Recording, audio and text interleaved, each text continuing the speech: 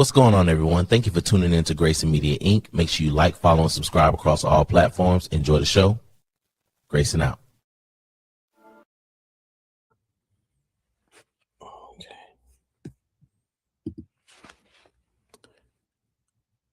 Okay. Good evening, everyone. Welcome to Grayson Politics Live. I'm your host, Grayson.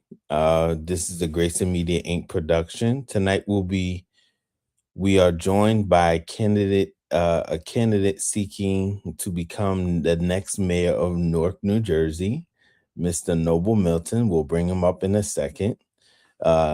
Just tonight's discussion will focus on housing, affordability, gentrification, economic opportunity, and public accountability, develop policy and neighborhood investment, and his vision for the city's future. Let me just bring him up real quick. All right, Mr. Milton, thank you for joining us tonight. How are you? Good. Let's get right into it. Before we go into the questioning, for the viewers meeting you for the first time in the audience, introduce yourself and tell the people of Newark why you're running for mayor. All right. Well, my name is Noble D. Milton. I'm running on line 5A for the mayor of Newark, New Jersey. And the biggest thing I see is we have about 8 candidates, I guess, right now running for this mayor position. And I see we have a lot of people who are critics of the current administration. I see a lot of people that are have wonderful ideals, and I cannot criticize any one of them for running that are running against me. Every one of them have viable accolades that would make them a great mayor. What separates me from everyone else should be the biggest question. Because if I had like a Deborah Salters, a Sheila Montague, all of them, even Davis, every one of them are bringing an element that is required for the city. What am I bringing different? I'm bringing a financial background to the table. You can't do nothing in a city unless you're generating revenue. So my focus is, and I'm hyper focused on bringing money in the form of manufacturing. So before we get started, I've been in construction for the last 25 years. I do a lot of work for New Jersey Transit. We put up a couple light rails in Newark, New Jersey. The Bloomfield Light Rail Station, Davenport Light Rail. You're in Jersey City. We're working in Jersey City right now at the Exchange Place. We're doing a platform in Exchange Place on the PAT train. We're also in the grocery yard. So we got a little bit of Jersey City as well, And then we did track 5 about 15 years ago. We did track 5 in Penn Station. So this is where my background is. I could say I've probably written over $500 million worth of requisitions, hired hundreds, if not maybe 1,000 different subcontractors for these jobs. And all these jobs that I've worked on were always required to have what they either call a DBE, Disadvantaged Business Enterprise, which is a minority status worker, or the WBE, a Women's Business Enterprise, working on these jobs. So I love that. And even on the Port Authority work, right now we're currently working on the Newark Airport. It's a $107 million contract. We're the largest contractor. Well, I work for the largest contractor, but I'm a subcontractor of that contractor. And we have a $107 million contract for the maintenance air train building. So I think what I'm bringing to the table, I have something that nobody else can bring, is experience. And then here's the kicker. You had Ross Baraka was a principal. So the reason why I see our city in turmoil is because he doesn't have a financial background either. He has a great educational background, and I think he did a great job. And the first several years, he took the city to a level. But the problem is, he left the Newark citizens behind. So this is where I'm coming in. I'm like, wait a second, hold on a second here. If you talk to Donna Jackson, Action Jackson, she'll tell you, man, it's the saddest thing to see family after family after family in the city of Newark become leaving our city, becoming evicted. And I'm like, wait a second, who's going to stop this? And everybody running, by the way, are all talking about this. I'm not the only one talking about Mhm. displacement and gentrification of our city. I'm probably the last one to talk about it. And every one of these people, Deborah Salter, Sheila, Donna, um, Tanisha, all the people running for mayor, all have really dedicated themselves for the betterment of the citizens of Newark. So how can I say, oh, I'm running against them and they're not qualified? They're very qualified, every one of them. But you can only pick one. And the thing is, let me get in there. Let me start generating some revenue for the city, and they can take over. But let me get the ball rolling, is what I'm trying to say. And I'll get any questions in regards to that. Yeah, no. We'll get into Miss Jackson soon. Okay. Uh, you really covered a lot, and I'm grateful for that. Most definitely. Let me just yeah. So what is your well, you went through your core Hmm. mission statement. Many Yeah. long time well, let me play this and then you can comment on the back end if you don't mind. Ooh, Hold on. not a problem. Let's see. Here we go. And it's not just because white people are moving in. Here's what's literally happening that's causing the city home prices to skyrocket and the rents to go through the roof. Investors. We could see one case in point of what's really going on from a report called Climb by in Rutgers, Newark. It was written by Dr. David Trout, his research team. What they find is that over 60% of houses in Newark are sold to institutional investors. I actually believe it's much higher. It's like 77% of houses. I'm talking about 2-family houses, 3-family houses. And the problem is when they buy these properties, the reason why it's getting so out of control with these rents and home prices is they're never selling them. They're buying property and they're holding on to them with no intention to ever fix and flip. So the opportunity for home ownership goes down the hill. It's not, oh my God, they're moving in. Oh my God, a new big building. The big building is not your problem. The problem is that out of 10 multifamily houses, 8 of them are going to investors who will never move in. As a real estate investor, I am part of the problem. So this is a conundrum. I want to hear what your thoughts are. Newark is being Yes. So many longtime residents say that Newark is changing rapidly, but not always in their favor. And they see these luxury towers rising, and while many working families feel priced out. And how do you define that responsibility development? And just to piggyback off that, I'm in Jersey City. We're going through this. Mhm. Well, we had probably about $1 trillion that funneled into America through major investors. Mhm. They all utilize micro LLCs, and I think even Donna would call them sometimes the LLC boys. Mhm. And here's the kicker: the politicians actually were working with these LLC boys. In fact, the LLC boys, and this is I want people to notice. I'm at every single one of these Democratic fundraisers, so I know the players. I know who they are. I know which banks are in. This was preventable. This is all preventable. But the money was too big, and these politicians are too greedy. And they could have stopped this. They could have said, "Listen, let's not sell everything to these. Let's give ownership and opportunity." And when people were coming in with a bid, they were getting outbid by astronomical numbers here. Nobody was looking at the checks and balances at the end of the day of who was buying these. In fact, there was a mandate, I think about 2 years ago, where it was required that we start opening the books and seeing who owns these LLCs. Mhm. And that actually passed. And I still haven't seen anything with that. Because I want to see how many politicians we have in our city and how many properties do they own that they utilize partnerships with these LLCs. Because I really believe there's going to be some kind of a conflict of interest in regards to politicians working with major investors.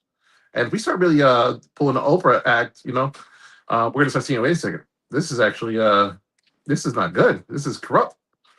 And who suffers? We suffer. And here's the crazy part. Newark voters will continue to vote for these people back into office. Like it's like they know the truth. In fact, I have never seen anything like this. They're so brainwashed. Like, why are you voting for the very person that is destroying your city? We had more black families leave the city of Newark in the last 10 years than 1968 riots.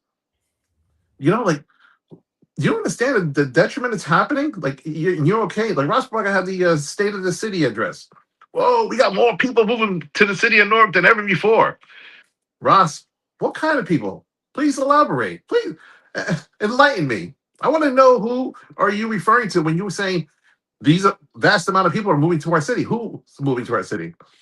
Because these are not Newarkers, but these are people coming from Morristown, come from Brooklyn, New York, and all around.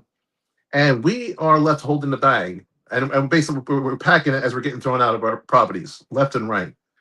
And here's one thing I see that, and I'm going to say this sounds conspiratorial, but you see all these public housings that are dilapidated, and it seems like they just go on that way. We have an elevator in one of the Grace West, and a beautiful brother of mine, Leon Coleman. He's there, and he always kind of makes sure to check the balance because his father's there.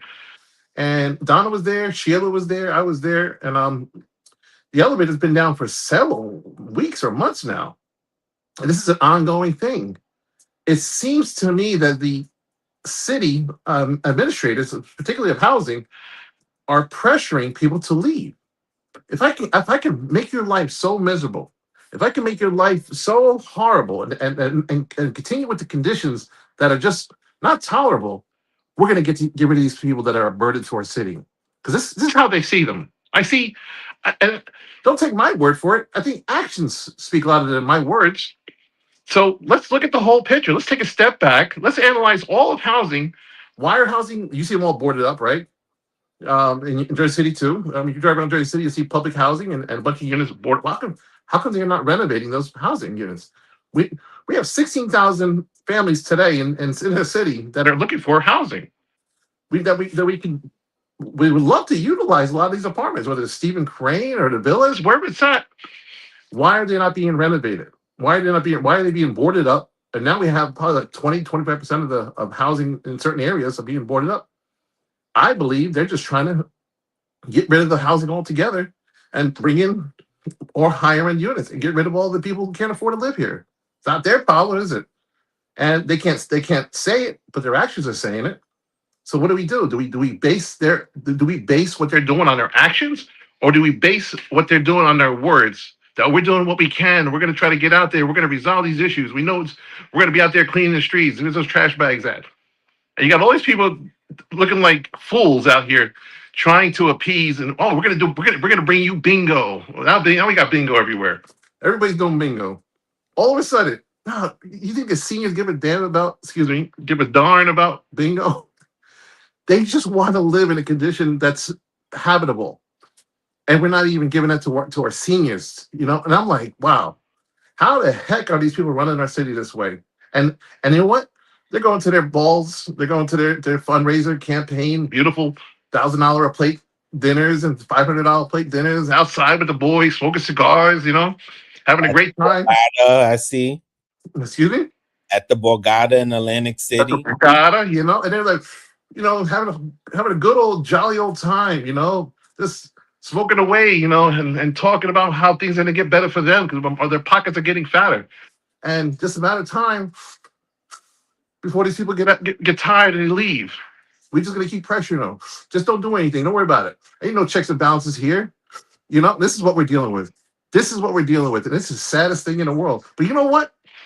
I'm going to slam them. These people don't understand. I'm bigger than all these guys. So I'm coming after all of them. They know who they are. And I don't care who you think you are. We're ending that. We're ending that entirely. We're not going to allow the abuse of our seniors of what they're doing today. And not just the seniors. I have text messages of women who are single moms who have called housing, called everything. And she's like, it's showing me pictures. Send me this. A couple of people sending me hundreds of pictures. Not just me. Sending them to Donna, sending them to Sheila, sending them to Leon. And I'm looking at this in a conglomerate of all together. It's like the city has to be seeing this. The council people have to be seeing this. How are they turning a blind eye and just continue on about their campaign as if everything is good and this is why you should vote for me? Like, no, we're going to end that. Because even the Bible, and I always say this, Jesus says, what you do to the least of these, you do to me. So we have these people, they're going to church on Sunday, and with their beautiful suits and looking spiffy and all pride and chest out and looking, I'm running the city. And yet they are so far from Christ. They're so far from being Christ-like. So what you do to the least, you do to me. On earth do you call yourself a follower of God and you are not doing the least of what God is asking for the least of the people that are in our city that are suffering? I'm sorry about running on like that, but No, by all means, say what you yeah. feel. We talk about the facts, transparency, and accountability, and don't listen to yourself. So you're fine here on Grayson Politics Live. That's fine. How would your administration, when elected, I'm gonna speak it into existence, how would your administration protect seniors and longtime homeowners who are being taxed out of neighborhoods that could help rebuild? The first thing to do to protect seniors is to generate revenue. Right now we are like fully dependent. We're like fully dependent on the state right now. The state is carrying the burden of Newark, and that should not be the case. Let me explain to you why. We're going to be the wealthiest city at the end of my 4 years. I promise you this. I'm going to tell you how. We're going to be the wealthiest city in America after my 4 years. I'm going to show you why. We have 5 elements that no other city has in America. 1, we have the ports. We have the trains. We have the airport. We have industrial manufacturing zoning already in place. We have the people that are here to work and jump into these positions right away. Any manufacturing that's coming here will know, wait a second, I can just jump in, get one of these buildings here, and I'm already zoned. It takes a year to get zoned for approval of manufacturing. You know this already. And people are fighting back on a lot of things, And here's the kicker. If we don't generate this revenue right away, we will not be able to sustain the seniors. So if you're asking me, how do we take care of the seniors and prevent them? How do we do that? Generating revenue. But here's another thing coming. We have a tidal wave coming to hit Newark right after the election. Our governor today is holding the waves back in respect for Ross Baraka, because if he lets the curtain down and it hits, it's going to be all these layoffs are going to be showing, all these school cuts. These are coming. And when you don't see these things, when you don't see the big picture, remember I tell you, take a step back, see the big scope of what's happening. We already had Prudential, we had Joey Foods, and another manufacturer already announced a soft announcement of their layoffs, and they're giving people 2 months to get set up, to get out and find new work or whatever they got to do. That's before, and Ross already said, don't mess up my campaign. Don't announce any more layoffs until after the election. And so they're hiding the facts from us. They're hiding the reality of the cuts that are coming. And we're the ones going to be left holding the bag. And it's going to hit. We're going to have police are going to be cut. Fire departments are going to be cut. Teachers are going to be cut. This is all happening this summer. And it's going to happen as kids don't feel it. It's all strategic. And this is the darndest thing. These voters are going to continue voting for this. They can't wait to line up to vote for the same thing. And I'm like, are you people serious? Do you understand the damage that this administration has done? He did great things with these developments, and got Shaquille O'Neal got his nice building, all these great things, and I give him props for that. But you can't be a lopsided politician. You're going to take care of this and build this up. The people in North should have been built up first. This is why if I was a mayor 12 years ago, like he was, the first thing I would have did was let's analyze who's in the city. Our city is 70% blue collar workers. Why have we not catered to the blue collar workers who are already here? Why are we building everything for those who are not from our city? Why have we created these other jobs and everything that's not from our city? When Panasonic moved into Newark, you think they hired all Newark? They brought all the people from Sea Caucus right with them. I know a lot of people that work with them.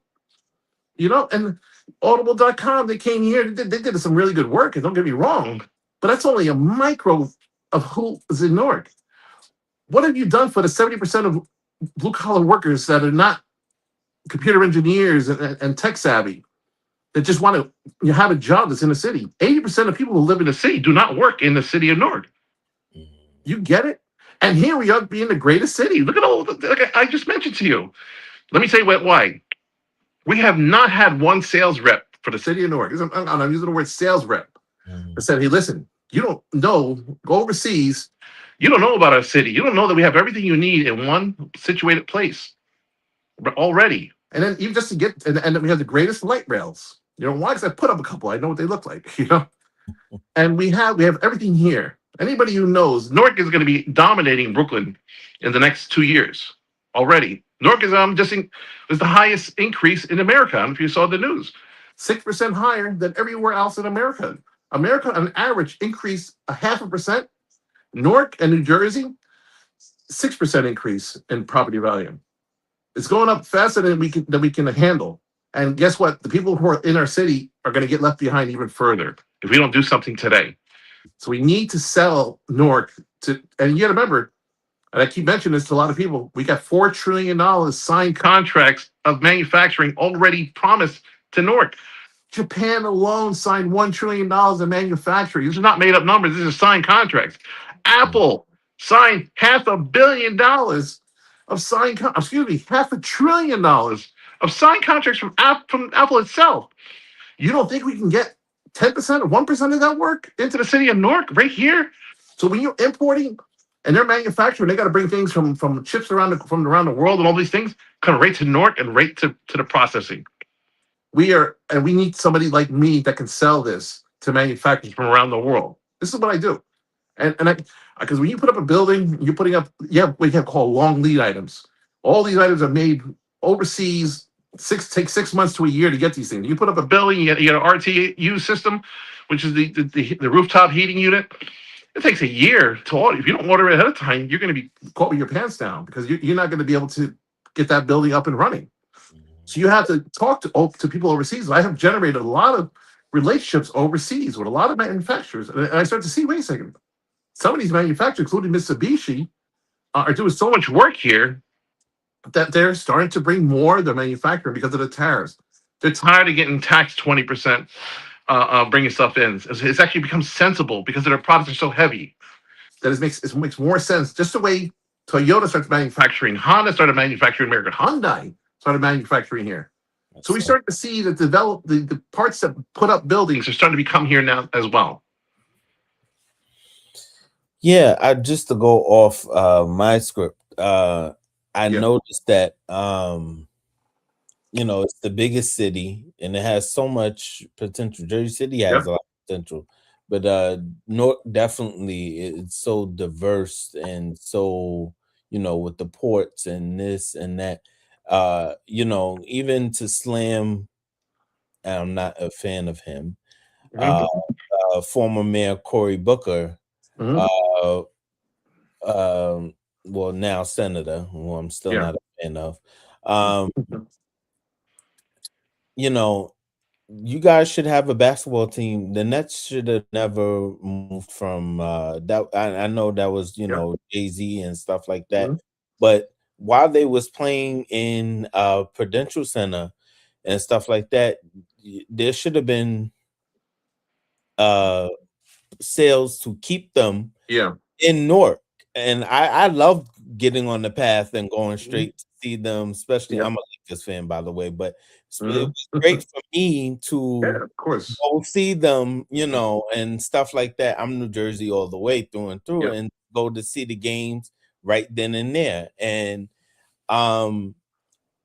since you're in the mix of things in terms of infrastructure and stuff like that and stuff, what is your thoughts about there's a lot of things I think they're doing, surveying and stuff like that, but with the Port Authority, but about the path going to Newark Airport. What's your thoughts on that?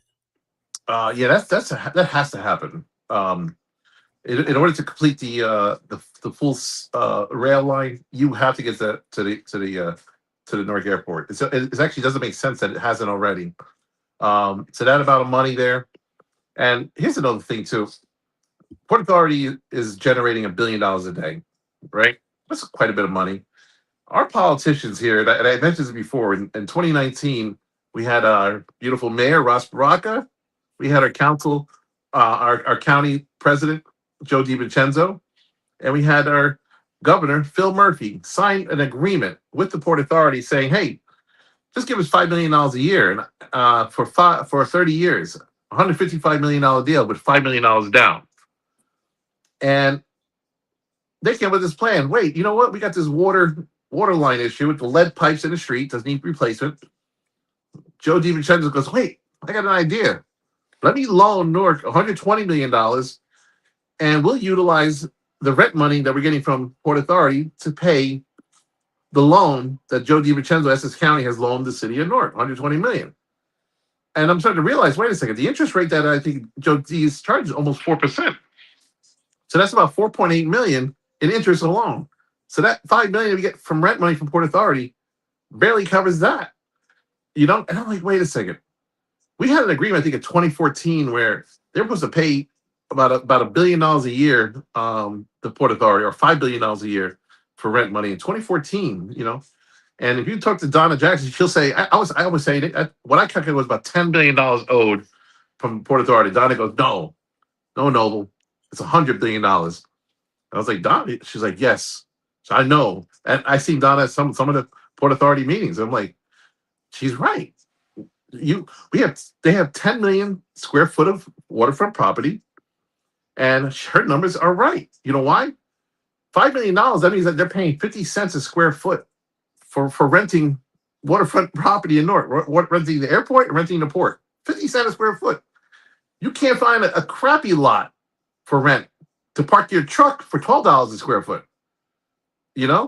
So they're way below market value.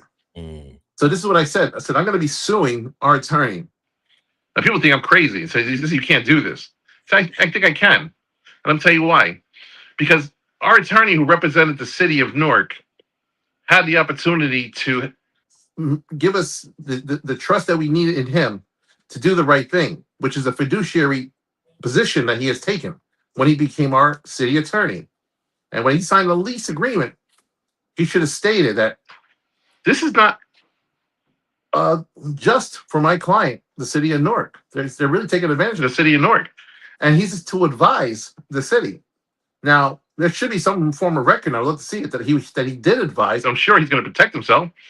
And he goes, I did advise the city, and they declined my advice and continued with the process of accepting a deal that is harmful to the city of Newark. And we're going to find that out. And I have a funny feeling we will find that out. I think it's all going to come out. This is all allegations, by the way, and all speculation, and everybody's innocent until proven guilty. Yeah, alleged. We're gonna Yeah. But yeah, I mean, many things come out. As we was talking behind the scenes before the interview, things are coming out in Jersey City. So I'm sure when you get into office, when you pull back that curtain, you'll definitely find a lot of things going on. We, a lot of things, we have in here in Jersey City going with tax abatements and stuff like that, and incentives to developers to provide deeper. There's just been a lot of all the way from Sharp James, Cory Booker. Oh yeah. To I don't want to even get into that, but I remember seeing him in the papers as I was a kid.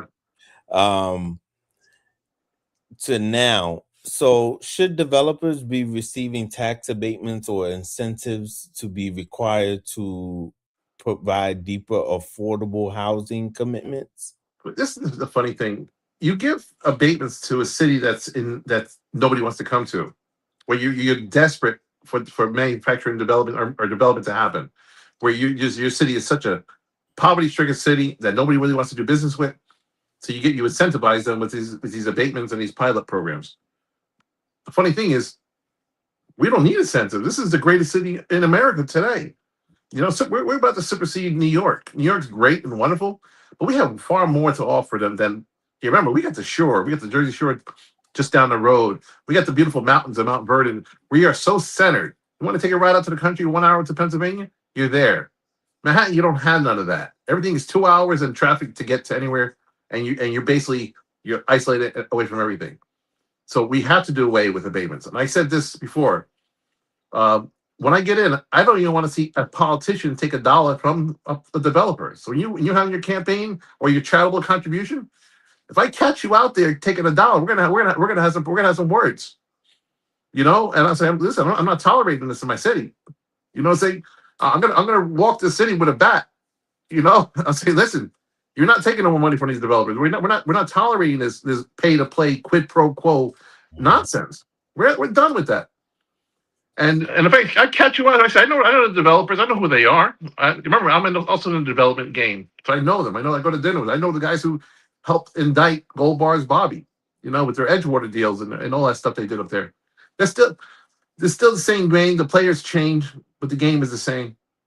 So we're gonna stop that though, because we need to say, you want to do business in our city, and you want to pay to play. You know, instead of paying to my civic organization or my charitable organization or my campaign organization, I'm telling developers, yes, I want your contribution, but it's going to be in the form of rehabbing our home. I want your sweat equity.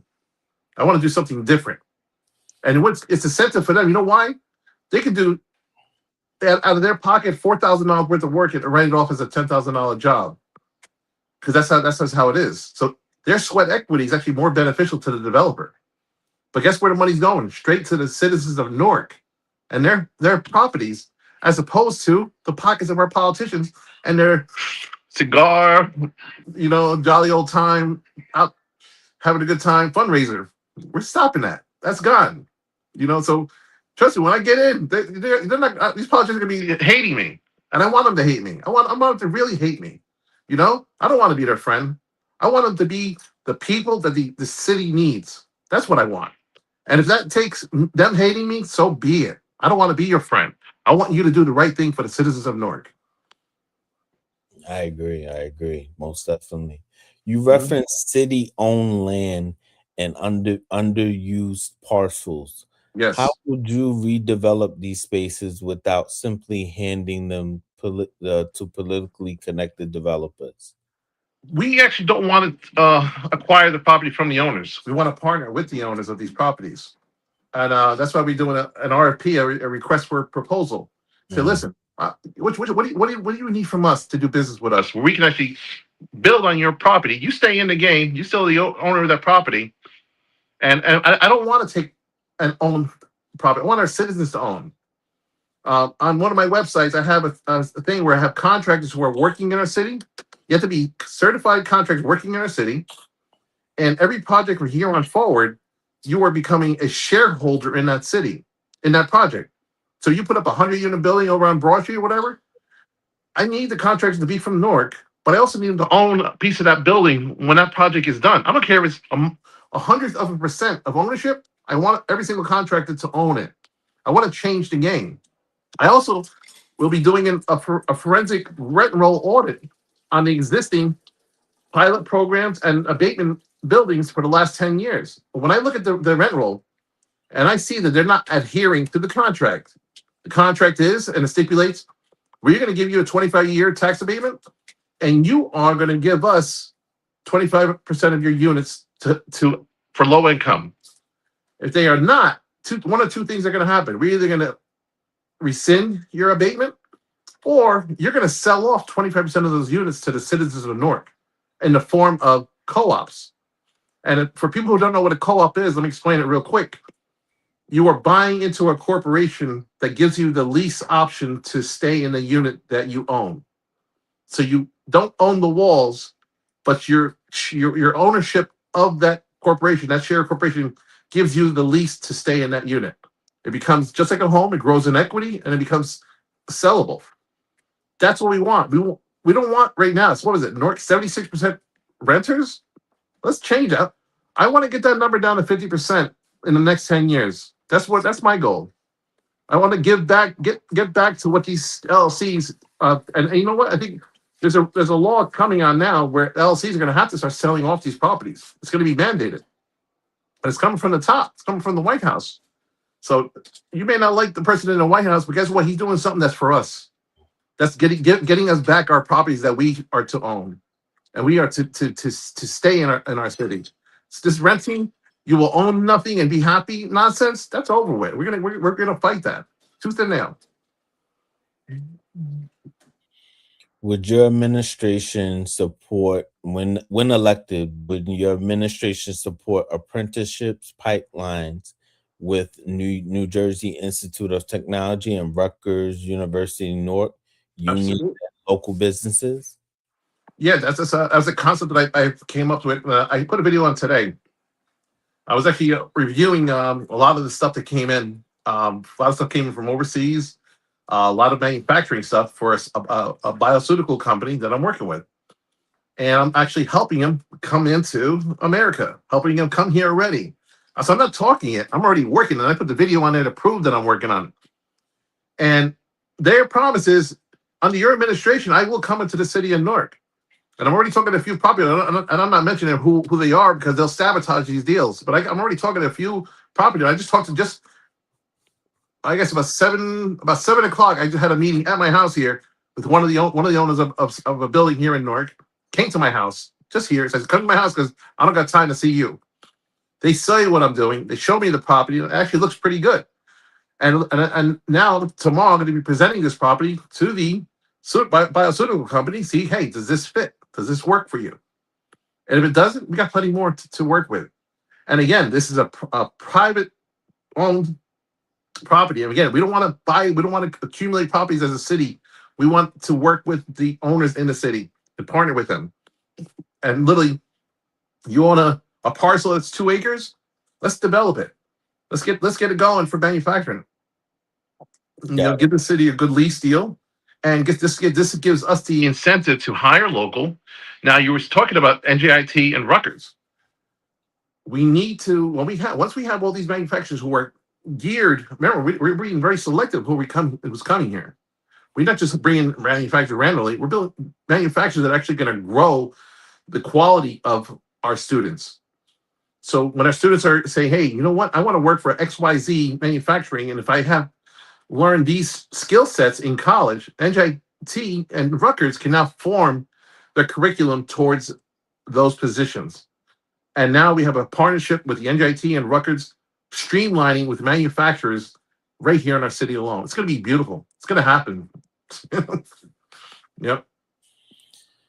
Let's get into community voices and accountability. So I'm gonna play this. Residents such as before I play it, residents such as Miss Donna Jackson, who has been very vocal during the council meetings, representing a group of citizens demanding transparency. I believe she's running for council too, right? Yeah, council at large. Yep. Large. Accountability. What message do you feel have engaged residents who feel unheard? But before you answer that question, let me play this real quick. Okay. Let's see. Sorry. Lies and more lies. The mayor's office budget, $3.5 million for salary. But then the Negro got $4.9 million for miscellaneous in his office. What you doing with that $5 million, Raz? Oh, let me help you out, Raz. You got about 15 million, maybe a little bit more in your election coffers. Bring that money back for all the money you done stole, bro. Bring it in here. You do not have the right to put the employees of this city, who are the lowest paid employees in this city, who are not civil service, have no protection. That's why they got to kiss y'all behind. That's why the man gave you $10,000, because he know he ain't got to fix nothing. All these damn LLC boys contribute to all of you, and you don't hold them accountable. The blood is on your hands. You have killed these seniors. You killed them. This mold and this asbestos in every building out here, including the new ones you built. Y'all killing them. You did it. The blood is on your hands. I know you didn't enjoy my comments. Next speaker. But y'all better find my money. That's what you better do. And Raz, you better bring that check over here tonight. Thank you, Ms. Jackson. Wow. So, yeah. So he responded to that, and he said he saw it going I viral saw that. Yeah. and whatnot. And I just, it really, he said everything is public record, this and the other. So just what's your take on the video and then his? She went through about three good elements here. The biggest element that she was really fighting for is the quality of life for our seniors and our residents in low income housing and public housing. And right now, like I just mentioned to you, they are allowing people to live in situations that you are it's illegal to. And I was on another talk show on Squad Radio, Squad Rebel Radio, and I mentioned about if your property or you're living in a situation and you're paying partial rent, like let's say Section 8 covers XYZ and you pay the other portion, take that money down to the court, open up an escrow, pay the $50 for the court date, and take your landlord and pay the money to the escrow in the court. I actually had several people call because I actually put my phone number on there. I said, "Call me, I'll help you out." I had several people call me, and they actually did it. It actually like, whoa, it's actually working. And I think I know it works. I'm actually also I have a property management company as well, and I tell people all the time, if you look at my ratings on, people can probably Google the Noble Property Manager, whatever. You probably see I have great ratings. Why? Because I make sure that every single tenant is because they call and they have to be addressed in 24 hours if something happens. And I got a great person running the office there, and they're doing a wonderful job of getting people out in 24 hours. Why? Because they deserve it. For us as a landlord, you say as a landlord, it doesn't matter. They can wait. No, that little thing it means the world to this tenant to get this thing resolved today. And we don't have the compassion. And you know where this comes from? And I'm gonna tell you. Let me tell you my story real quick. Compassion comes from and it means to suffer along with. So for my family and us, we went through hardships. We lost everything, and we had my kids and I and everybody in a basement apartment. Because the apartment we had lined up for fell through. And they oh, we didn't know that was you. We already rented it, and we couldn't find an apartment, so we had to go to a basement apartment. And it was not like I was sad about it.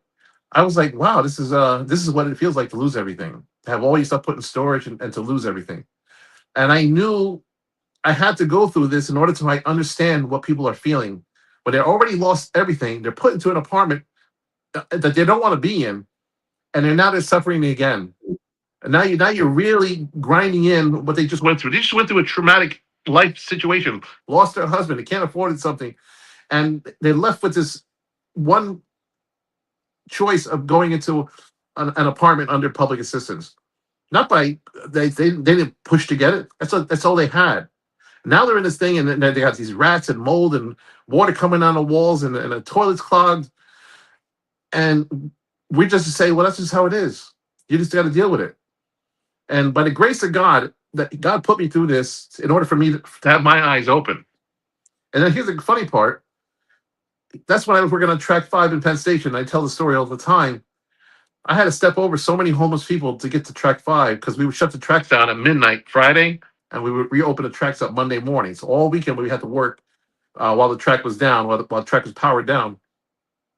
And I had to step over so many homeless people. And then this is when my eyes were open when I started realizing that almost one out of every two people are mentally disabled. They're not there because they're drugs, not there because they're just lost. And I'm like, my God, how do we get to this point where we just forgot about the people that are here? And I said this when Donna was at my event, and Sheila Montague was there, and Alonzo Hernan.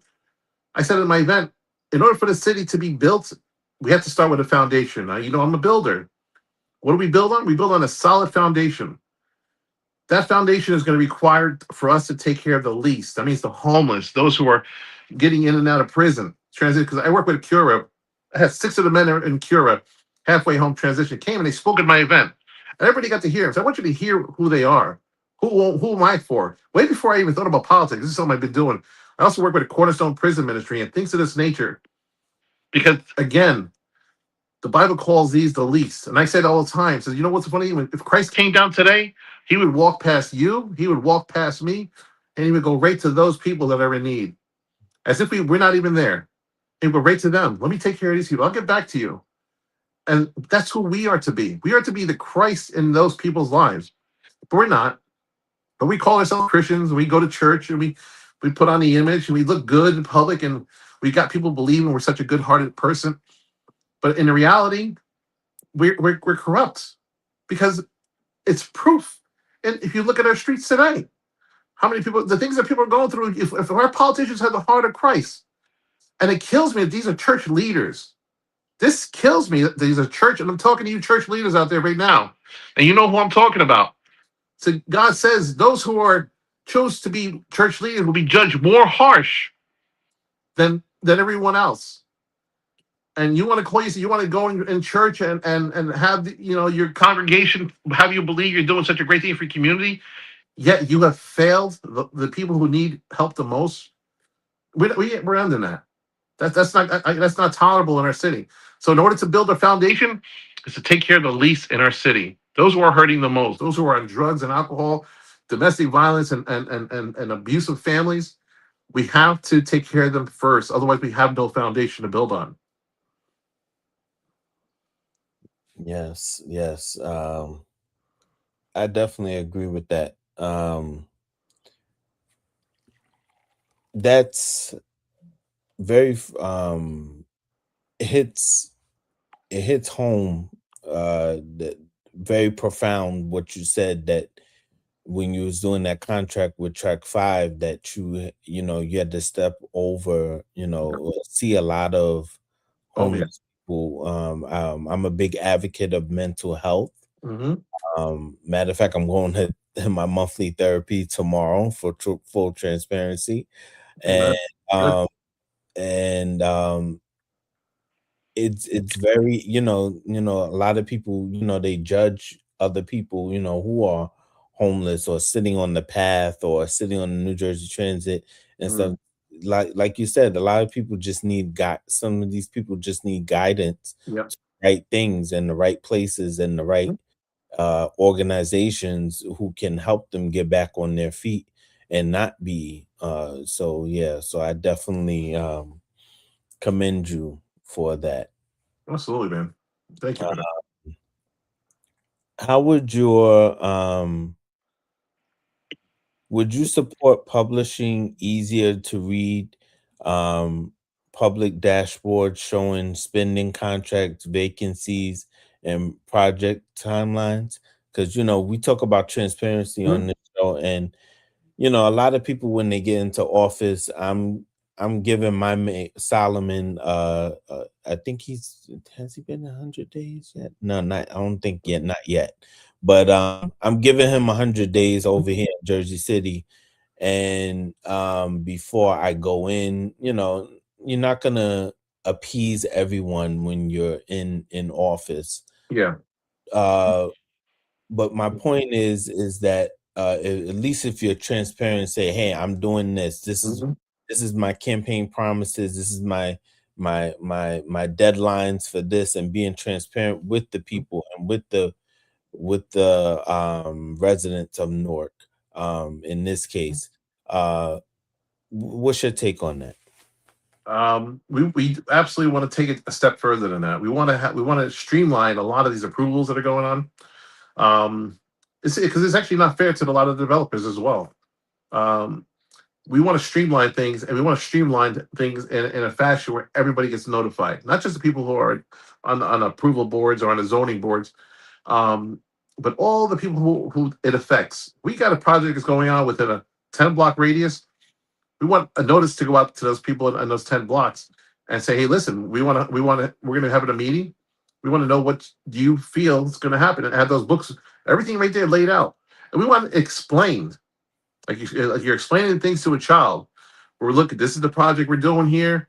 This is the parking program we have. We're putting up 400 units.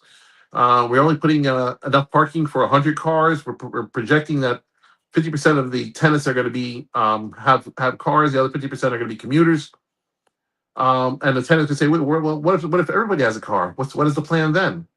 Well, are you gonna have like a kind of like a deed restriction on residents who are living in those units? We need to start involving the residents in these approvals. And that's kind of what the board is for, and that's what the council represents. The council is supposed to represent the wards and show that, hey, I got your back. I'm not going to let nobody put something in our neighborhood because I'm the representative of the North Ward or the South Ward or the East Ward, the Central, whatever it may be. But that's not happening. We don't see the representatives of our wards being transparent.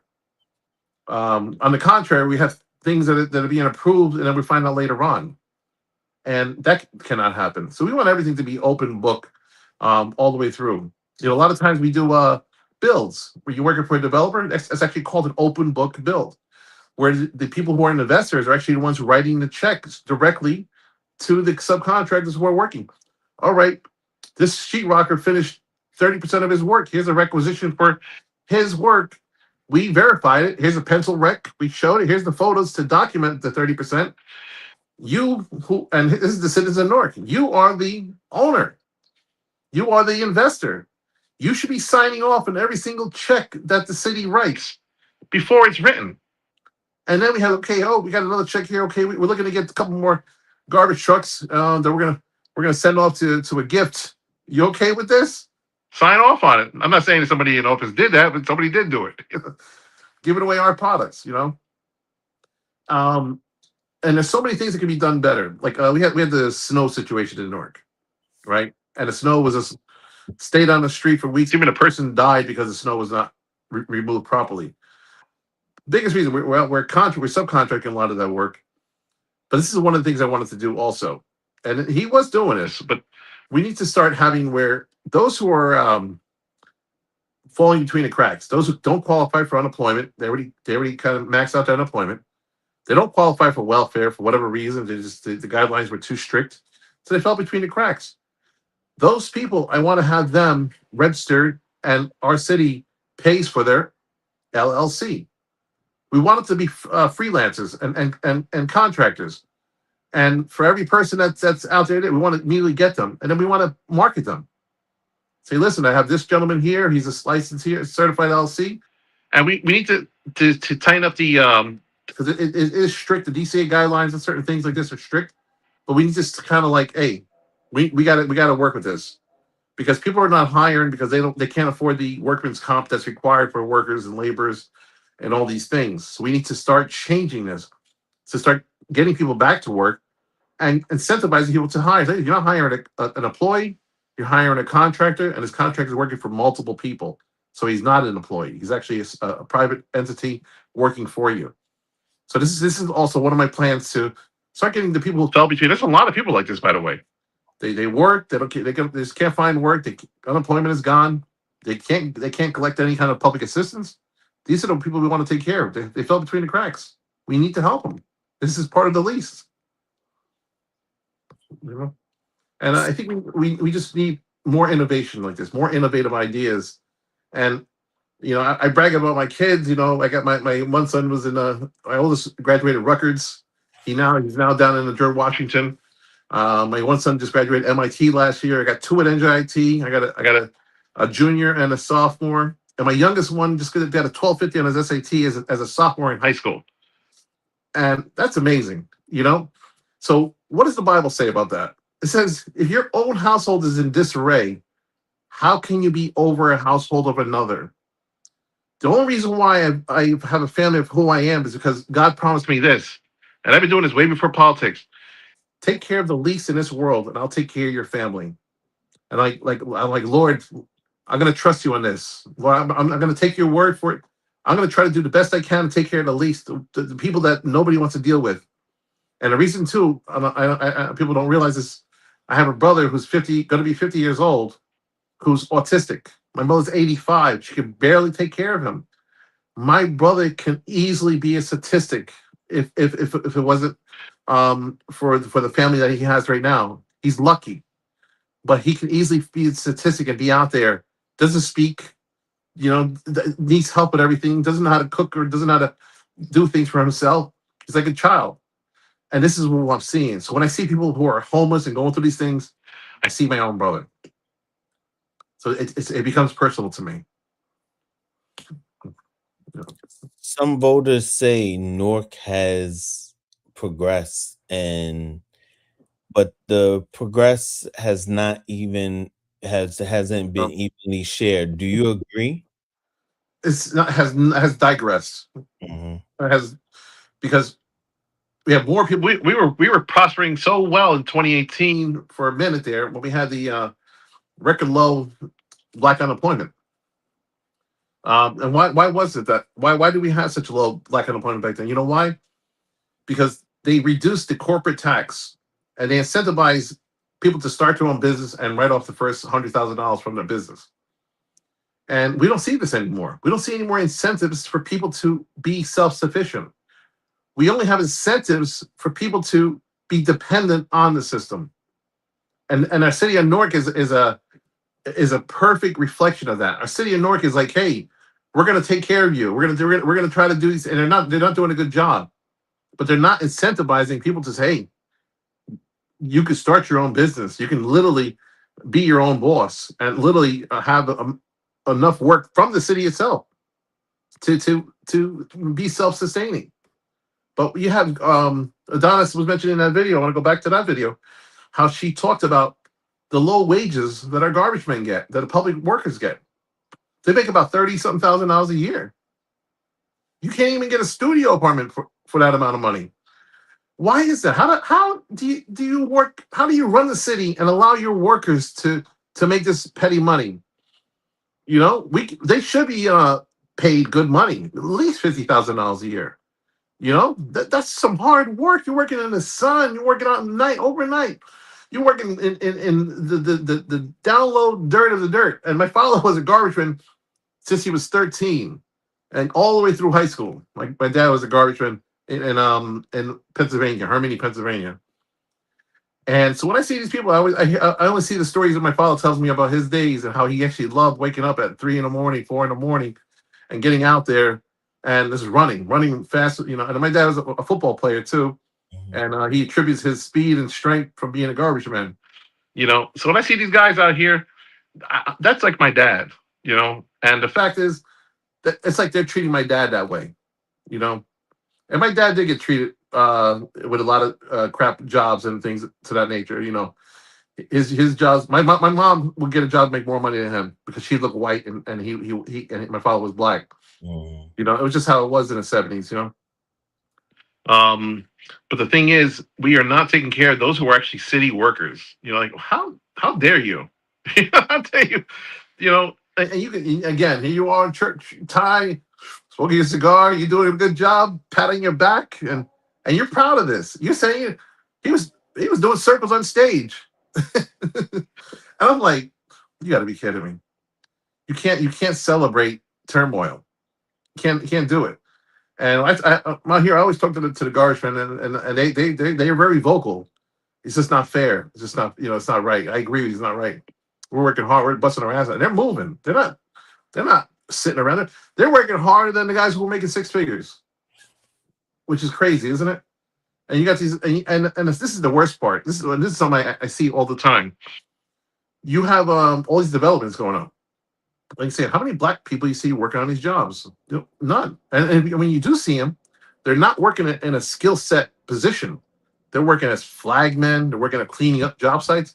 They're not doing anything that's actually building them up. This is disgusting to me because these are brilliant men, and they're not seen as brilliant. They're seen as the hired help. And we got to change that mindset in so many different ways. And we got to stop doing business the way we're doing. The whole system got to be blown up. The whole system got to be torn down and rebuilt from the ground up. That's what I'm here for, you know. And I'm looking forward to that. I'm looking forward to really ripping this whole city down and building it from the ground up. Because we cannot build on sand. You know, we're building on a house built on sand cannot stand. You know, but we need to build a house on a solid rock, and that's what I'm choosing to do. So we're gonna take a quick break, just 10 seconds, and then we're gonna go into getting to know you a little better, interact, and then we're gonna close. We just started. Hold on 2 seconds. Oh. Grayson Politics Live, I'm Grayson. Please support the show via the Cash App and Zelle handles and by liking, following, and subscribing. And catch us every Monday at 7:30 p.m. on YouTube and Facebook. Grayson out. Grayson Politics Live, I'm Grayson. Please support the show via the Cash App and Zelle handles and by liking, following, and subscribing. And catch us every Monday at 7:30 p.m. on YouTube and Facebook. Grayson out.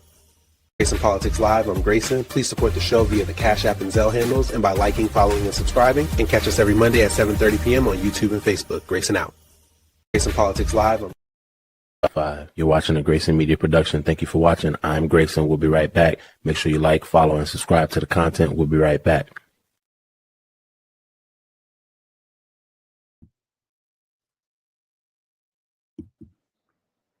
Okay, so Yeah, now can I ask you something? Is there any question? I can't see on the screen here, but are anybody asking questions or anything, or any comments that need to be there answered? is well, there was a couple of comments. I don't know if you can I can't see anything. So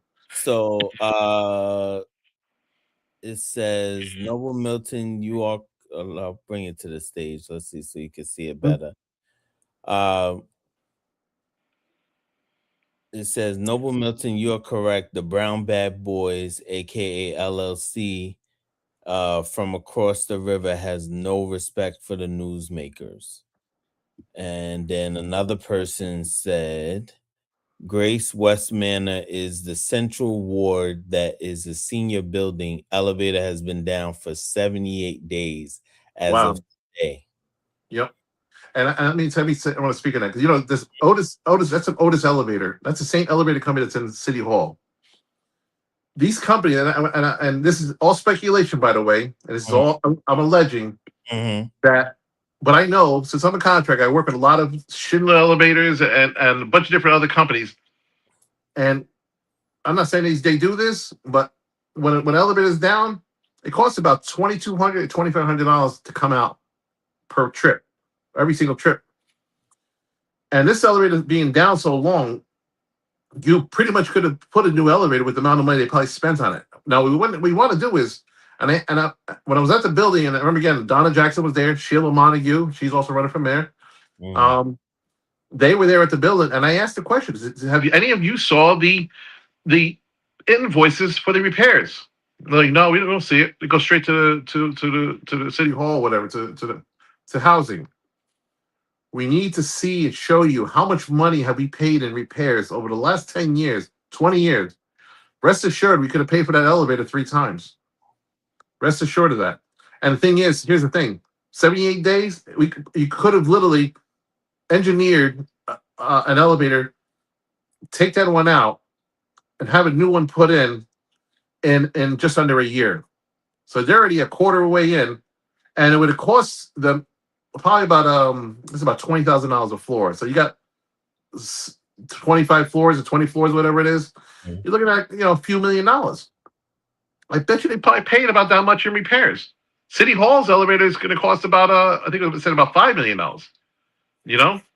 But it's the same company. So this company, this owner's got to be looked into. Hey, are you deliberately allowing these repairs, these things to break, or timing them to break, so you keep making a paycheck every time you come out here? We need to look at this. This is speculation or allegations, but I wouldn't put it past people. And what does that mean? That means they are preying on the least vulnerable to make a buck. And if that's not the case, remember what I said? It's the actions. Not you can say, "Oh no, that's not what we're doing with us." Well, yeah, but your actions say it. Your actions seem like you are incentivizing yourself to allow these things to continue, to perpetuate, to generate revenue after revenue after revenue, time after time. And you're not doing this at one building. You're doing this at probably about 20 buildings, including City Hall. We need to look at these things. And this is what I'm saying. When you got a guy like me, I said I got some smart kids for a reason. All my kids, valedictorians, salutatorians. My youngest one is the top 7% in New Jersey right now. Youngest one. And my one son was the newest. He got the high score in New Jersey. He was the one student out of 75, the only student out of 75,000 students to get a perfect score. You can look him up. Look up Newark student perfect score, Andrew Milton.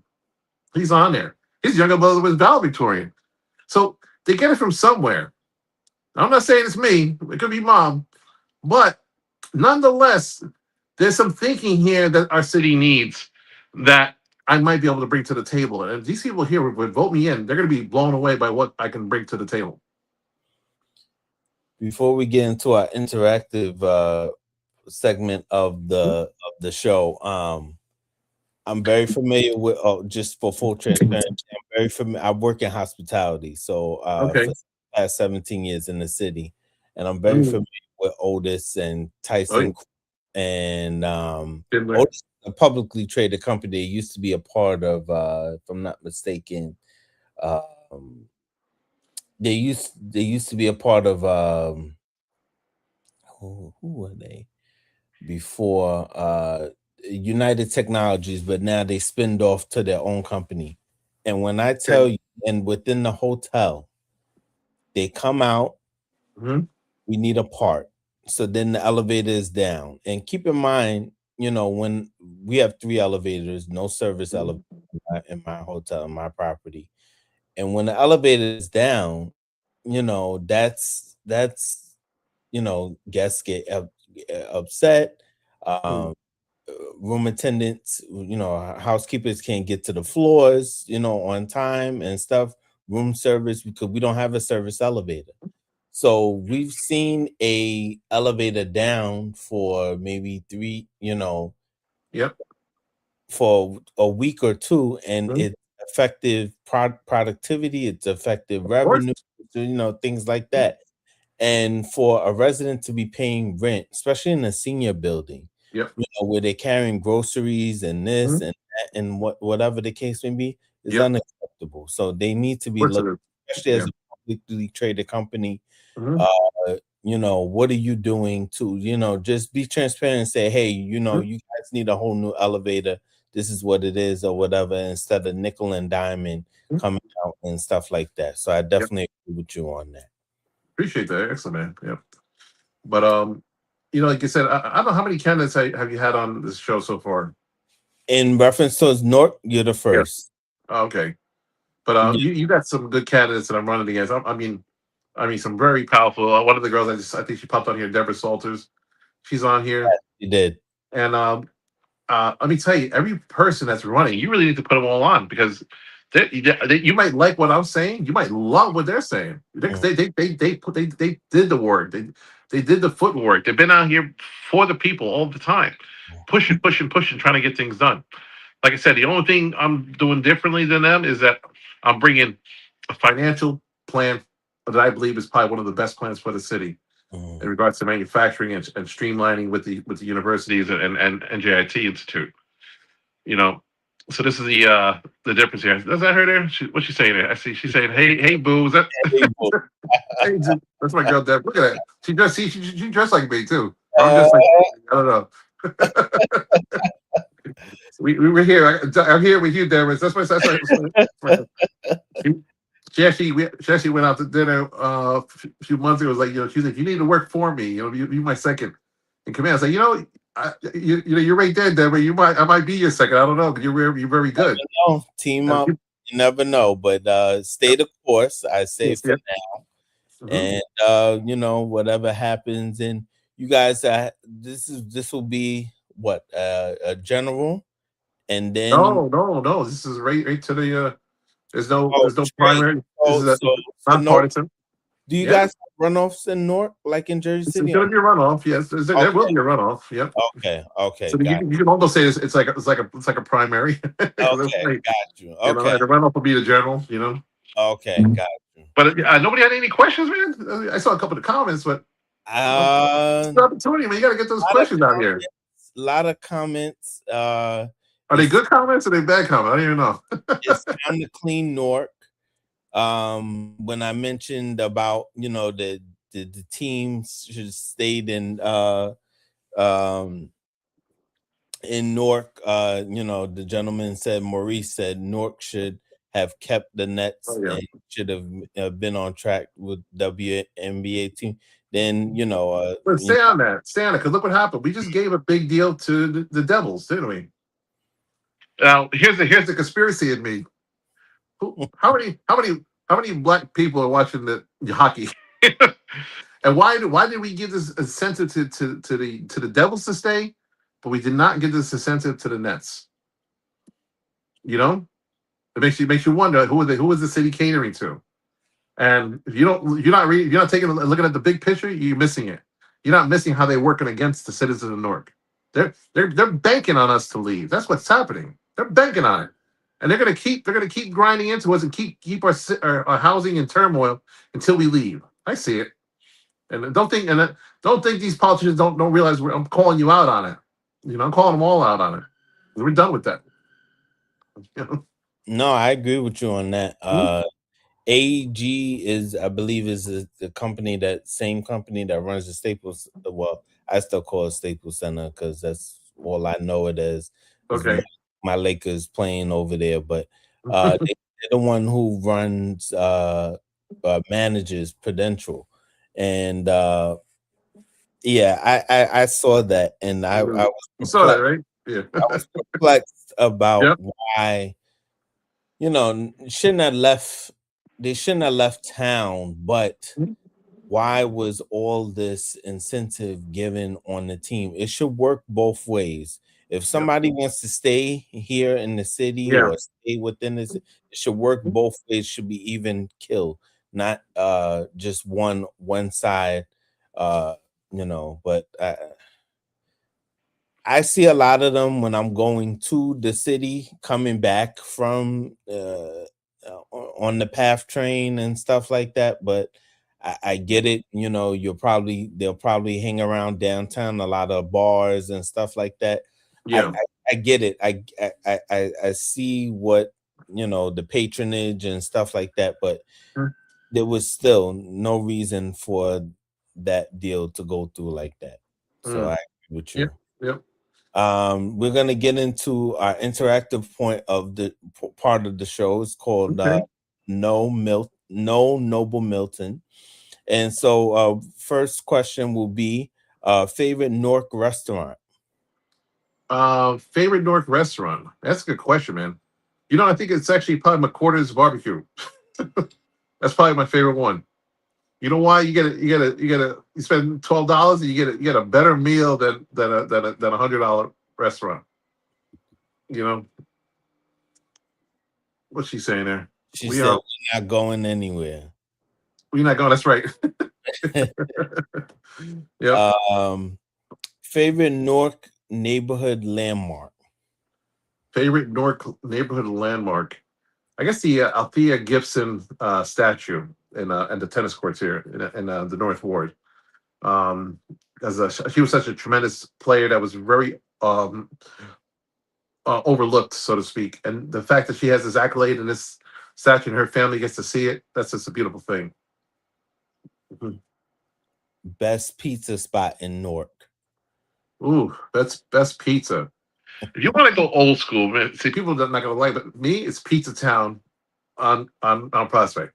Been there for 50 years, and he has an old school sauce that if you know pizza, he has the old school sauce there. That's all I.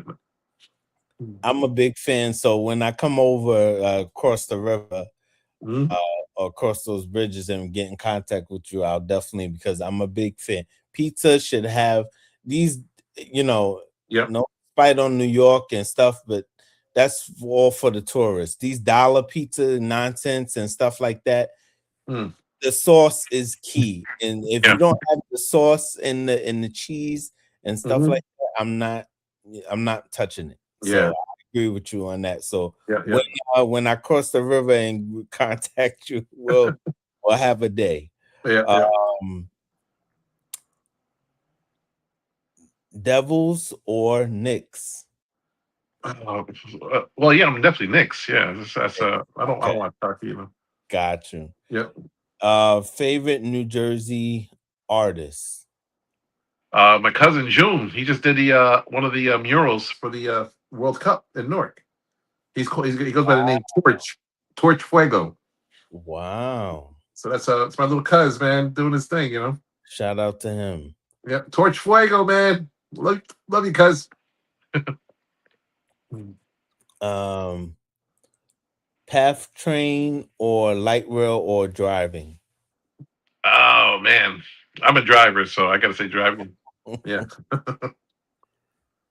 One word to describe Newark.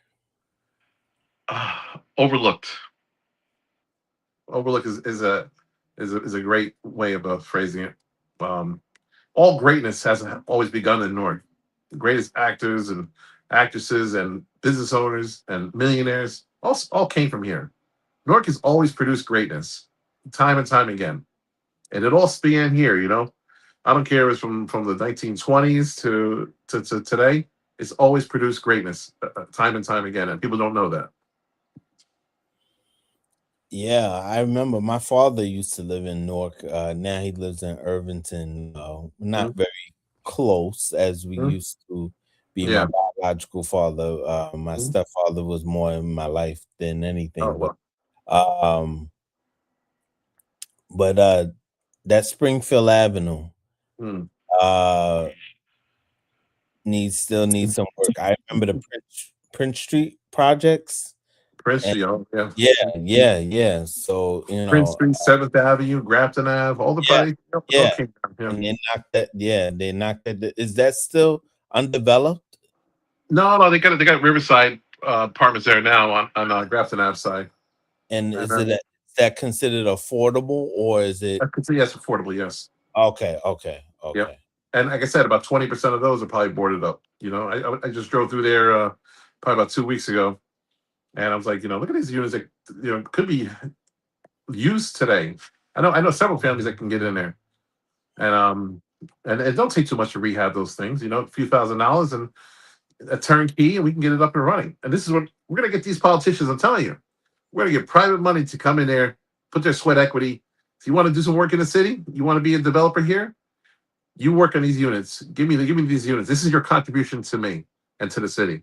This is what I call it, the pay to play the noble way. So let's get that sweat equity. But here's one thing too. We didn't really tap on is several things actually. It was public safety and children in school. What's going on with our children underperforming? Things to this nature. Why is that? And how do we change that? Do we have the power to change that? These are questions. These are hard questions too. I'm asking myself these questions. But I mean, these are things that people are concerned about. Biggest thing is like with children, for instance, that are underperforming, problematic in schools and things that we're having quite a bit of this. I always said it. We need to start working with the parents, or we need to start mandating parents go through Saturday morning workshops. I guarantee you, a parent go through one Saturday morning, they got to wake up early on their day off. They're gonna be different. But here's the thing: we have a lot of parents that are substance abuse users that you don't know that, but the kids know it, and they're going through things, and they're it's coming out of them in different ways. The kids are suffering, and now these kids, because they are being pummeled in home, they're pummeling others, so they're becoming as just transferring over. And we're not addressing that. We're not addressing the status that only 60% of our kids are at grade level, or actually it might be less. And it's until we stop hiding these facts, we got to start talking about these things more. We had great teachers leave, and you know what the saddest part is? We have good teachers now that are getting frustrated with what's with them, and they're having a hard time. These kids don't want to learn, and they want to give up. And a lot of teachers do give up. This is why we have the salaries hitting $70,000 to try to incentivize. No, stay. Listen, just stay out one more year. We're going to give you $70,000.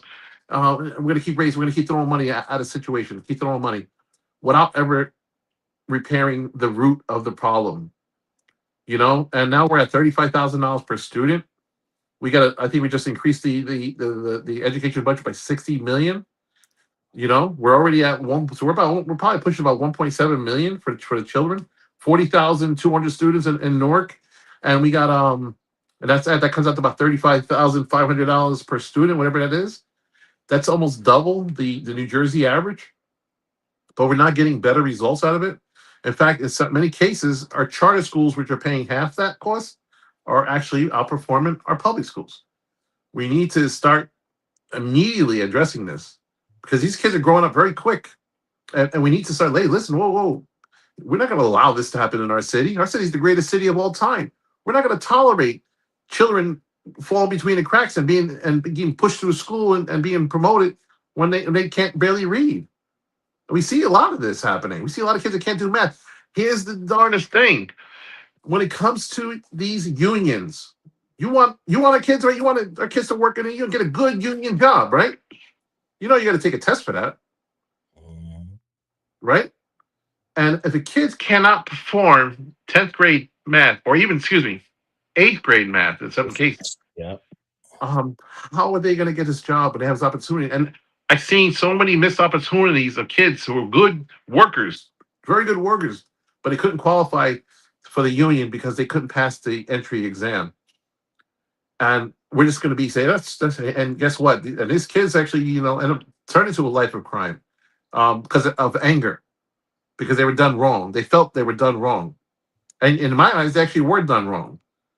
So we need to start literally. Remember, we talk about going after the least. This is part of the foundation of the city of Newark is our children. We need to start repairing our children, and that means repairing the families. Throwing money in schools is irrelevant. It's not going to work. We need to start taking care of the parents. What's going on in the households? We need to start undressing every single household. What's going on? And start seeing, wait, these parents need help. They need guidance. These are children raising children at this point. If you see the parents, they're just these are moms and dads, or mostly moms, that hey, they want to get out, party on Friday nights and Saturday nights and have the little drink here and there, and they can't wait to get to the next thing. And they're so caught up with their own relationships and they're so caught up with their own lives that they kind of forgot about their child. It's not intentional. It's just how society is. It's just how it is, and it becomes acceptable because everybody's doing it. And this is what we're growing in our cities. We need to stop this. Stop this immediately. Every single child needs to be addressed individually. There's not one blanketed answer for everyone. This is what I was saying, that we need to start having, when we have manufacturing coming in, a lot of kids will not go to college. And I'm actually okay with that, because college today doesn't really mean too much anymore. So we need to start creating the accolades and the curriculum in high schools geared towards manufacturing. If it's not even manufacturing in the city of Newark, let it be for something that's around Newark, around our city. But we need to make sure that every kid who graduates high school has a skill set that can carry them. And we need to know, wait, before you graduate, what are you doing? We're not going to let you. We're not going to let you leave out of here without a business plan for your life. I want to know what's your skill set. You don't have that? Hold on a second. You're going to take a summer program, or you're going to get a skill set.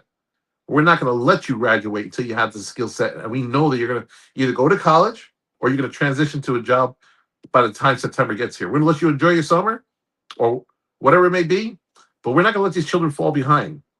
And and the teachers are going to be very happy about this, because now the teachers are going to be like, wow, well, I see what I'm doing now. Now they actually have fruits of their labor.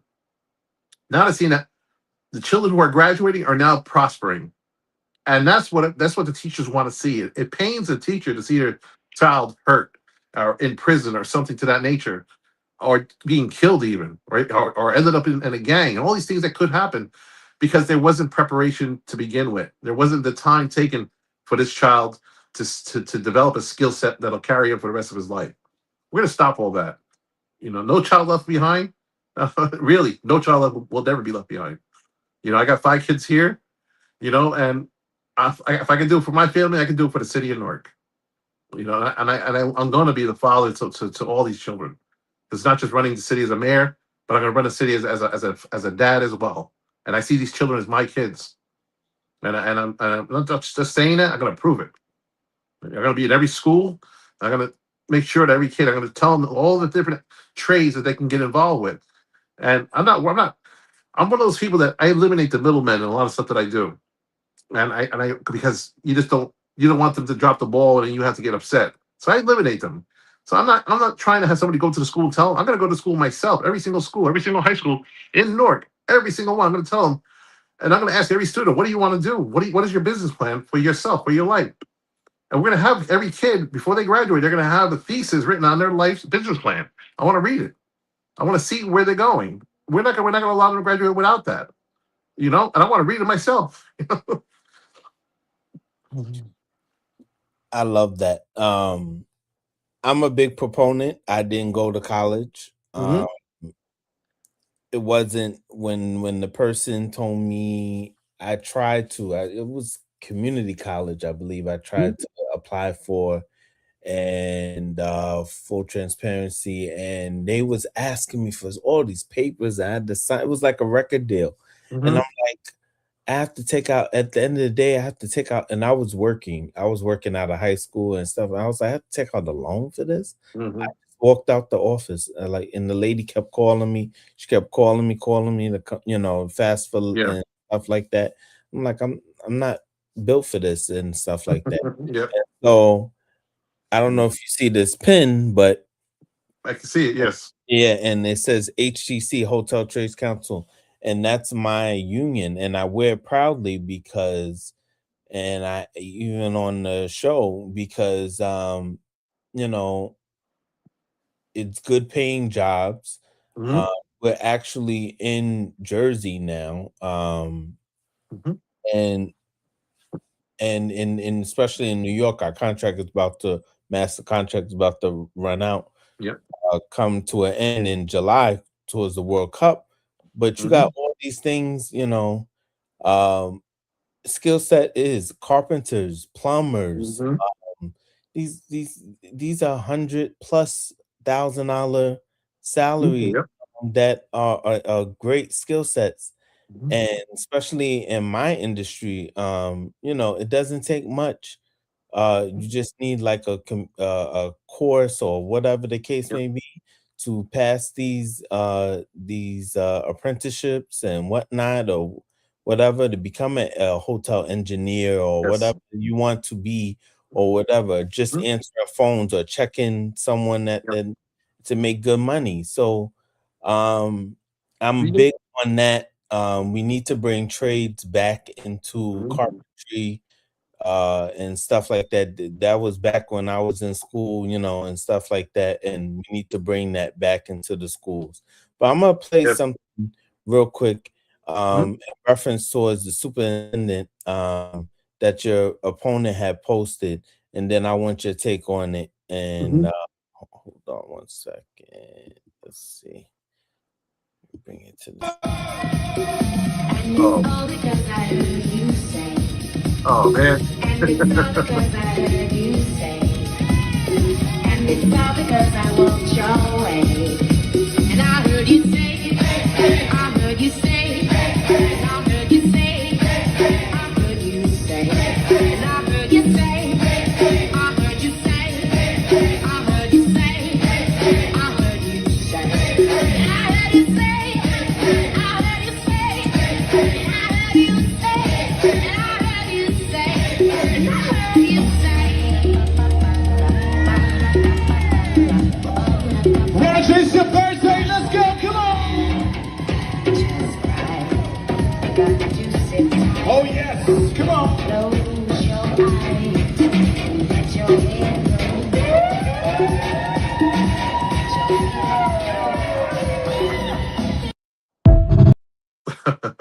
So we're About having. that. I'm gonna let you No, I want to hear. yeah, take, but my superintendent in my city makes Mhm. over $300,000 a year. Yeah. That's not chump change. No. This is your superintendent in your city, and I'm Mhm. sure he's making more. And you have Newark Public Schools failing, Mark Zuckerberg giving the money maybe 10 years ago Yeah. and stuff, 200 million and stuff like that. Yeah. And one of your opponents posted this, and I had mixed feelings about. I'm like, Mhm. I saw the comments, and it said, Yeah. let the man enjoy his birthday and Mhm. stuff like that and whatnot. And then basically, what one of your opponents said was, and I kind of agreed. I did somewhat agree with it. Mhm. Instead, it said that it was his birthday and stuff like that, but Mhm. don't go parading around. Keep it private. You have a Mhm. lot of things that are going on in Mhm. the city of Newark Public Yeah. Schools, and you're parading around like this. There's a lot of things that need to be done. So, what's your take on that? Because Yeah. Yeah. to agree with it. The truth of the matter is, I'm actually okay with what he's doing there. Let me tell you why. We need more joy like that. Mhm. So, we can spend the rest of this conversation beating up on a lot of people on the things they do. But you know what? When somebody is proud to live out loud, never show hate on that. Never show hate on Right. when somebody's living, doing, and having their best moment. Never hate. I want you to get into his mindset. He's there. He's having a time of his life. Join, It's and his birthday. it's his birthday. But the thing is, you know what? We are human beings at the end of the day, and he's not. This is his thing. He does this actually every year, every couple of years. He does this. This is his thing. Mhm. And me personally, of all things, I love it. I'm the funny thing, I don't even think Roger Leon likes me. I mean, he probably don't even like. He probably even know who I am. Who knows? Mhm. But I can't hate him for that. Correct. I actually love his living out loud, and I love the fact that what he's trying to do is share the joy of what he's feeling. And we can break down and tear down a lot of people here for things we don't like what they're doing. But the thing is, that's not what we're here for. We need to change the whole paradigm of how our mindsets think. Let's start even our worst enemy. Let's start elevating them. Listen, the Bible says, "Bless those who persecute you, pray for those who are in charge." Here, I can't even beat up on Ross because God is telling me I got to pray for him. I got to pray for my leaders. And I'm like, Lord, I just want to curse him out and be upset. And God's like, no, he's your leader. You got to respect him. For Believe me, I now. want to. For now. For now, yeah, but I'm saying like, I mean, I think we got a debate coming up, whatever that. I still have to show respect for him because Mhm. he's still the leader of the city. So it's irrelevant my take on it. On a biblical standpoint, even from Romans chapter 13, it says God puts those in authority over us. We may not agree with them. We don't have to, but we do have to listen to and have some kind of accountability for ourselves to God. That should be first for all of us. And for what Roger Leon is doing, he's living his best life right there, and he's doing his thing. Let's not hate on the man for doing and just loving life and enjoying that moment. We need to learn how to enjoy the moment with him because he's showing us something there. And say, listen, you know what? Don't care what people think about you. They're always going to hate you. They're always going to be the haters out there. Always. He's saying that. Listen to his dance. He's saying it. I mean, realistically, he's just saying, they're always going to hate you, and he's dancing. He's dancing in front of his haters. The Bible says that I will prepare a table before your enemies. He's showing you this. So I'm not saying he's a biblical man at all, but what I'm saying is we're biblical people, and if we're living by the Bible, we cannot hate a person for just loving life. And again, I know what you're saying, that we're going through so much, and we don't have time for this stuff, and this is a clown show, whatever you want to say, you can call it. It's not. It's just one man who's just actually enjoying his birthday. Don't take that away from him. No, I agree. Mhm. That's why I told you. I said I had Yeah. mixed feelings about it. A man, I think the gentleman name is Youngblood, who's running. I don't know who that is. Jamar. Young- Is it Jamar? Jamil. Jamil. Jamil. Jamil. Yes, Yeah. posted that, and I was mixed about it because I'm like, leave the man alone. Like, he's just I'm actually joking with you. It is Jamar. Jamar. Okay. I was like, yeah. Sorry, Jamar. I was like, And I know Queen's gonna be like that Noble. I was like, I knew it was Jamar because I saw him on We're gonna another start calling him profile. Jamil now. Okay, got it. But yeah, he posted it, and Yeah. maybe I'll have him on the show to discuss it. But Yeah. I was mixed about it because I was like, I didn't want to put it on the Mhm. show because I was mixed about it because it was like, it's his man's birthday. I wouldn't want somebody criticizing me Mhm. if I'm living another year Yeah, of life. exactly. Yep. You know what I mean? So, Mhm. every day, and some people, when I walk into work, they're like, oh, another day or whatever. I'm like, be grateful for that another Yeah. day. Yeah. Exactly.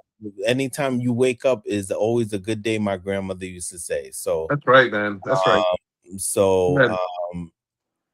I humble myself with that. And with that being said, do you have any we want to thank you for joining us tonight. Mhm. And for the Grayson Politics is always about facts, transparency, and accountability on Grayson Media Inc.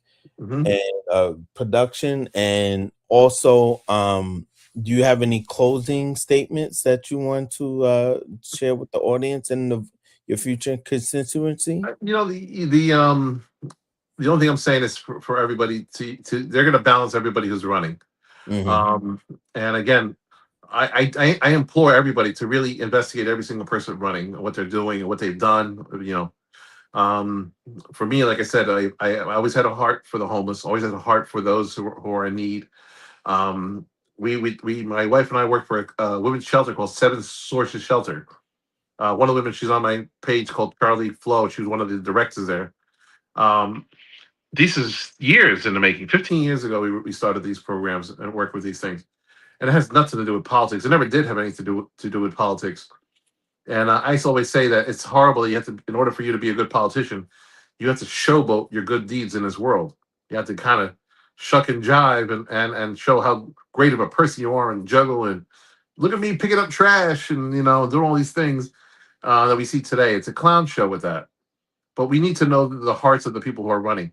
And I gotta say, I'm gonna say it very boldly. Yes, go Deborah ahead. Stoltz has a heart of gold, a heart for the people. Sheila Montague has a heart for the people. She's there all the time for years. She ran against Ross Baraka the first time, got about a third of the votes, or whatever it was, and she always ran for the people. Tanisha Gardner ran for the people. Oh, this lady here's pure for the pure heart. Does so many things, and I want you to get an interview of all these people and see what they've done. Mhm. Robbie Daves, I went on one of his things, and one of the stories of him, he's running for mayor. One of the things he did was one of the football players had a situation that he had all these things prepared for these kids, and it fell through. Roddy Davis came in, wrote a check, and took care of the situation and made sure the kids went with several things. A beautiful story I heard at one of his fundraisers.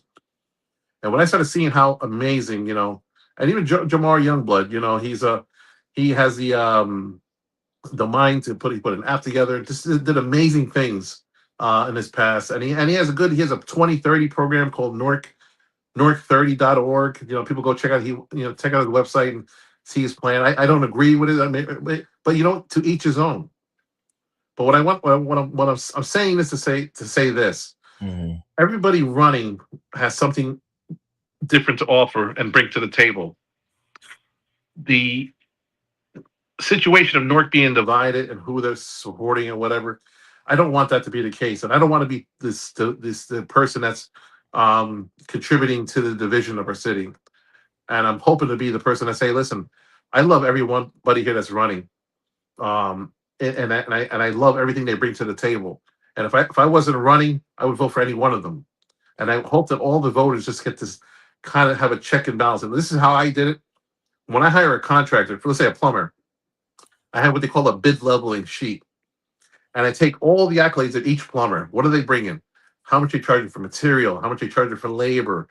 How much time they're going to take to get the job complete? I see the build plumber number one. I can see all the punch list of line items that he's proposing, and I compare him with 3 or 4 other plumbers before I hire the best one for the job. And I want people today, get your bid leveling sheets out for who's running for mayor, and highlight all of the things you love about each candidate. Jamar Youngblood actually has a lot of followers. He appeals to the younger crowd. You know, and he has certain things that people cater to. He turns off a lot of people too with certain things, but that's again to each his own.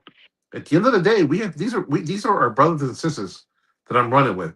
I may be running against them right now, but I have to live with them in our city. Mhm. These are my brothers. We need to start changing our mindset that we're not running. I'm not running against them to hurt them.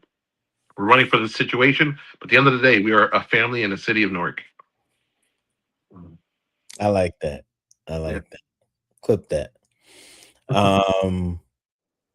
Thank you so much for coming on the program. Stay on. I'm gonna bring you out, but stay on. We'll talk behind the scenes real quick. And hold on real quick. We just wanna, sorry, I'm a one-man band here, so but we want to give you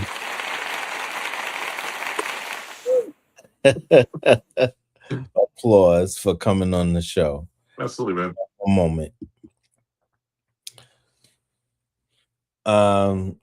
So thank you, Noble Milton, for joining us tonight on Grayson Politics and Grayson Media Inc. production, where we also talk about facts, transparency, and accountability. Next week, we will have another guest on. We will talk about that. I want to thank everyone for joining us tonight, and we'll be back next week on Mondays at 7:30. Make sure you hit up the Cash App and follow me on all the social medias and everything like that. And I appreciate you. Listen out. Thank you for watching Grayson Media, a Grayson Media Inc. production. We'll see you on the next show. Make sure you like, subscribe, and follow. Grayson out.